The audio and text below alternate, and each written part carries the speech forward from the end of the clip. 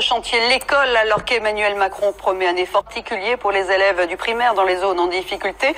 Voici une initiative qui pourrait servir d'exemple. Se sentir bien en classe pour apprendre mieux. Eh bien, à Trappes, dans les Yvelines, des enseignants ont mis en place une méthode pour canaliser la violence et les émotions. On aide l'enfant à exprimer ses joies et son mal-être. Regardez Aurélia Chopin, voici la Camelie. Exprès, virgule... À première vue, un cours de primaire classique. Sauf qu'ici, quand on aide son voisin, la maîtresse ne dit rien. Je monte les escaliers. Et à tout moment, les élèves peuvent se lever et venir exprimer leurs émotions sur ce panneau. Un petit chat. Est-ce que tu veux jouer des fois? Joyeux. Joyeux? Oui. Tranquille. Tranquille.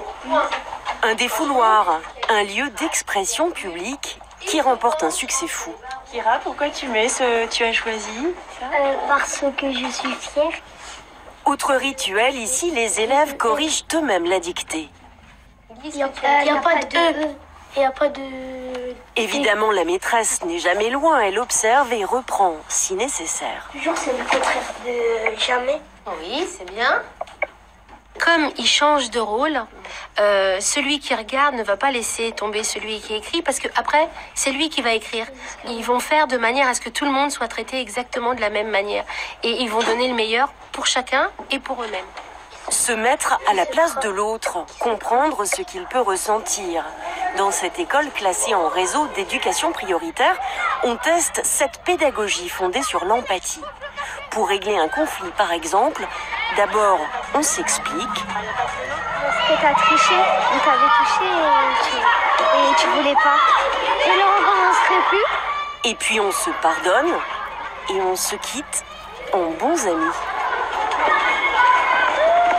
Ça évite qu'ils se tapent parce qu'en fait, quand on parle et qu'on dit ce qui va pas, du coup, c'est pas le corps qui parle et c'est pas le coup de pied qui arrive parce que je suis pas content. Il y a la chaise des émotions aussi, un espace intime qui n'appartient qu'aux élèves. Souvent, ils viennent s'y installer avec un petit cahier, sorte de journal intime où ils décrivent les sentiments qui les traversent. Je suis stressée parce que ça me permet d'écrire ce que je pense et de me calmer. Quand je suis en colère et quand je suis joyeux. Et ça te fait du bien? Oui. Depuis 3 ans que cette méthode est testée, les élèves sont beaucoup plus calmes, plus solidaires et plus concentrés. Le conseiller d'éducation à l'origine de cette expérimentation suit les progrès de la classe attentivement. Ça augmente leur efficacité cognitive, je dirais, notamment en termes de mémorisation, mais aussi en termes de vocabulaire, du panel de mots qu'ils ont à leur disposition, de la capacité qu'ils ont aussi à verbaliser, à oraliser, à débattre et à argumenter. L'expérience a considérablement fait baisser le taux d'incivilité et de violence dans toute l'école, installée dans un quartier pourtant sensible. Aux États-Unis, Donald Trump suscite à nouveau